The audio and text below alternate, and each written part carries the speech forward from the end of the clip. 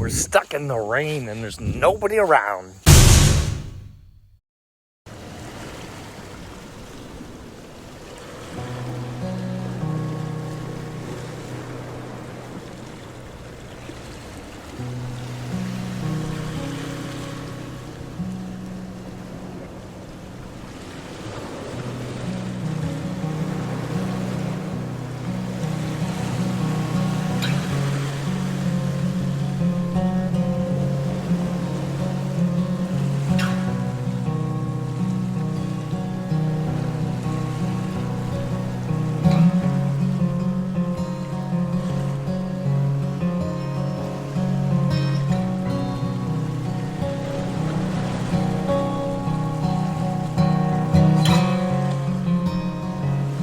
And here we are. Happy Friday, peoples. Happy Friday. Oh, welcome back to another episode of Camp Aspinall. Guess I can leave my keys in the car. Before we get too deep into today's video, let's just take a pause. Because we made it to Friday. I hope you had a wicked, awesome week. Keys. Okay, let's go. Still don't have a key to the front door. We have to get them key to Lake. I have a back door key and the contractor has the front door key. And then when we're done, we'll fix that problem. So we're just finishing up the grading around here. We were required to insulate the foundation all the way around, and now that the eaves are done, just working on grading everything away from the building. Oh yeah, it's higher here. It's higher at the house. This has all been tamped down. Boys did a gnarly job, wicked job of leveling this out. You can see now it slopes away from the building. It used to all just slope to the building. Ah. Oh, wrong way. That way. Oh yeah. I don't know why. Look, I'm still stepping over it. It's totally dry cure cement, but it's a different color, so we shouldn't walk on it. Well, we poured the addition foundation. This is the original slab, and that's the new pour. Now that the plumbing passed the inspection, it's all one piece. Love it. Early. Toilet spot. Yeah, that's awesome. Behind the shower. Nothing like the sound of hard cement. Yep, toilet, vanity sink, shower, and this got cut out a bit for the plumbing, but has been since patched back over and repaired, and there's the original foundation. This is a slab floor. Well, if you're new to the channel, this was once a garage. It was a garage for 30 years that a family used as an off-grid, cabin campsite because we're located right at the lake. And we wanted to put up a second story. And in order to do that, the town said, well, how thick is the slab floor? Well, it turns out it was only 24 inches and it needed to be 4 feet. So we poured a 4-foot foundation all the way around the perimeter. There's a whole series of videos on that back in May, June. So with the exception of this tiny fracture, the original slab floor is mint.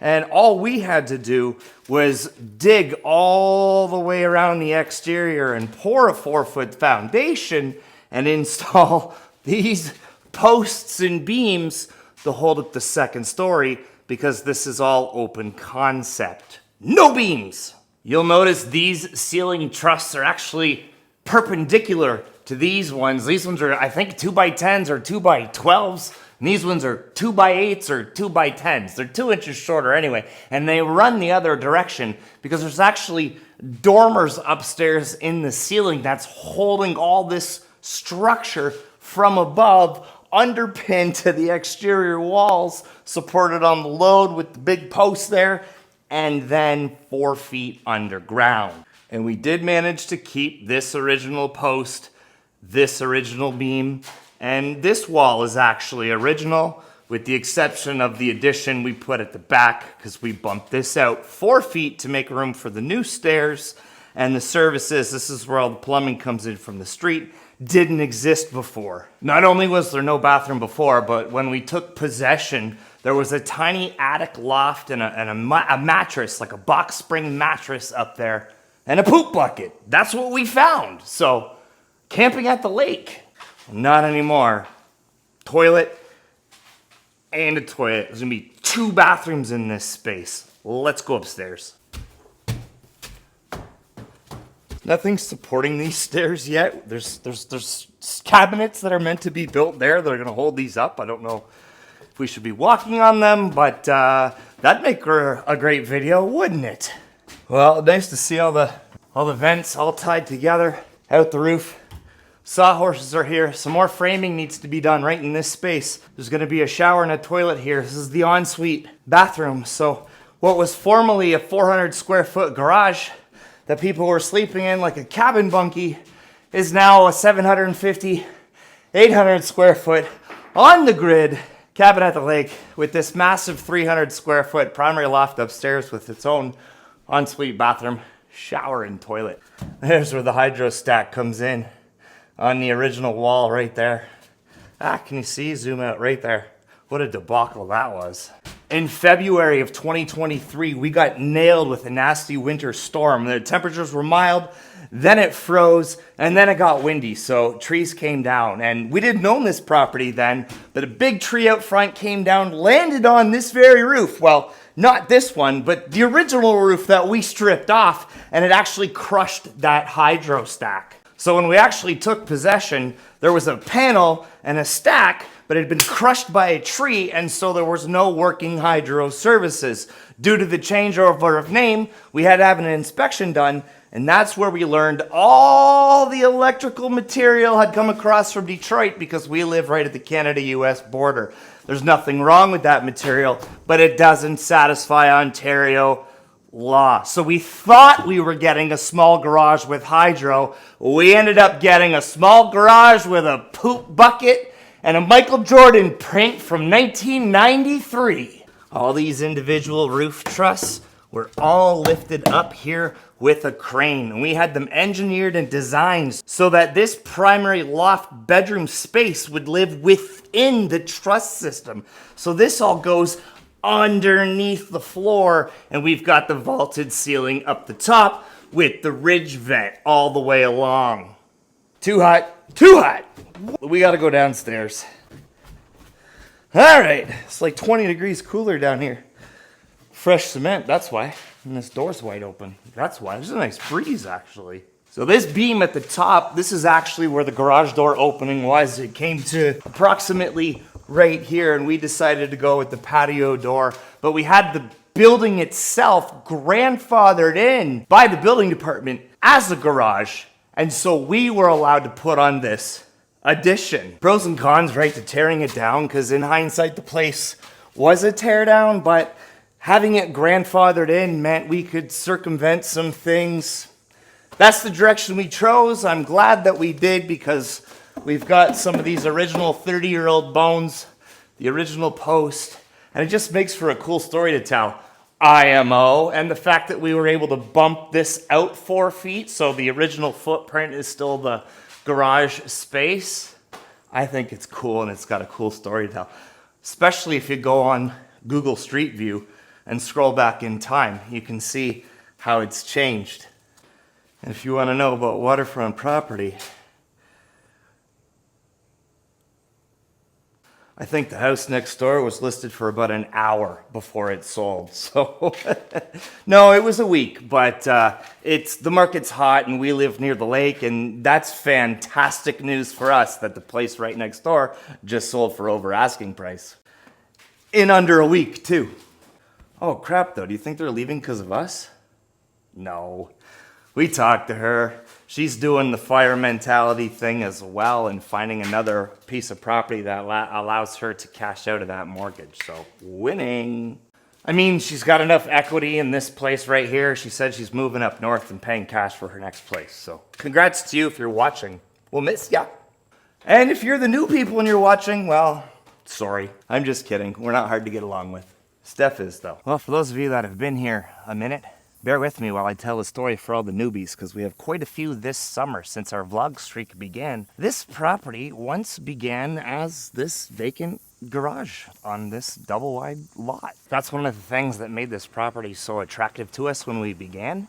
Somebody was selling it as a teardown garage, so the price was right, and we saw a different opportunity. It also meant we had to pay cash. You can't borrow money from a traditional lender on a property that's not livable space. But when you pay cash for something like this, and it comes with something like this, and you turn this into livable space, once this is deemed livable space, approach a bank, borrow money against it, and repeat the process right next door. Might I remind you, it was a teardown garage sitting on vacant land. You had to pay cash for it. That's what we did. Spending some cash to turn it into livable space, increase the equity, borrow against it, repeat the process. Collect your $200 as you pass go. This isn't the first project or series of projects we've been doing. If you've been around the channel a while, you'll know that we were doing some Airbnb rentals right around the pandemic, but this is the largest one we've taken upon ourselves that involved actually building something from a canvas that we didn't know what we were working with. Turns out two of the original walls were completely rotten and had to be torn down on this building. But if that's the content for you, then hit that subscribe button, because here's hoping next summer we're doing all this all over again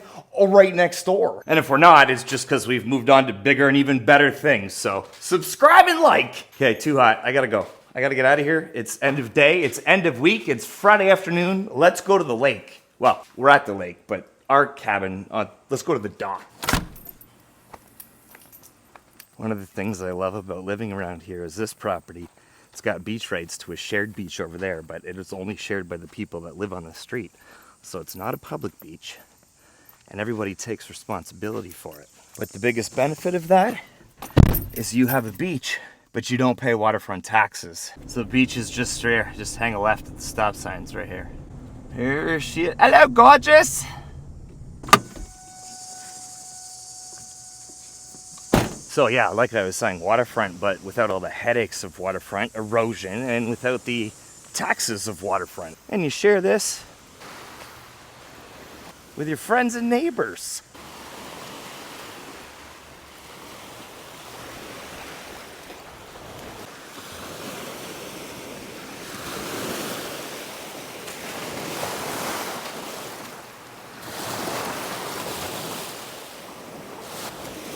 Woo! That's cold. Oh, I should, yeah, nope. Microphone's on. There goes the new microphone, huh? Another technology fail. You hear the cicadas? All right, dinner time. Oh, through the power of magic, we're home. If the siding looks familiar, it's because it's the same stuff.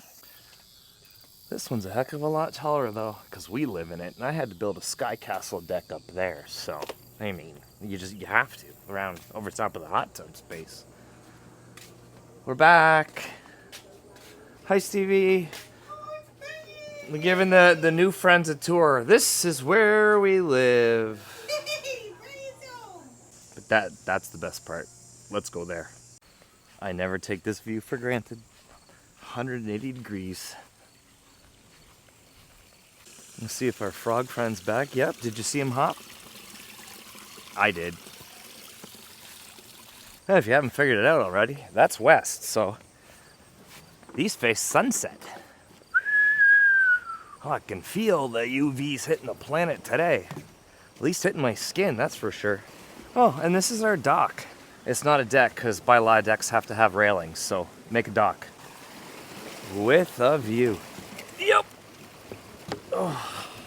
Guys, thanks so much for hanging out with me today, and for those of you who've been here all summer long, day 38 and counting. I'm going to wrap up the video here and make some food. It's time to eat. It's the end of a day. It's the end of a week. It's Friday afternoon. Peace and love from Canada's most southern mainland shoreline. Give somebody close to you. Tell them they matter. Don't forget, you matter. See you tomorrow.